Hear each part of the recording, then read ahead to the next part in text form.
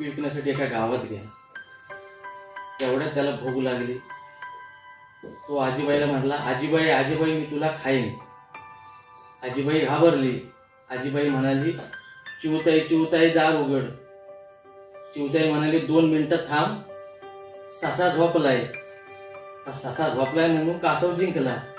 आणि कासव जिंकला म्हणून देवी खुश झाली. विहिरीतनं निघाली. तिने 3 कुऱ्हाडी काढला, एक सोन्याची, एक चांदीची आणि एक लोखंडाची. लाकूड तोडायला लोखंडाची कुऱ्हाड घेतली. झाड तोडायला गेला. तेवढ्यात माकडाने टोप्या टाकल्या. टोपीवाल्याने टोप्या घेतल्या आणि निघून गेला. समजलं? Clarity is directly proportional to confusion. समजलं? नाही ना? ह्याची टोपी त्याला, त्याची टोपी ह्याला.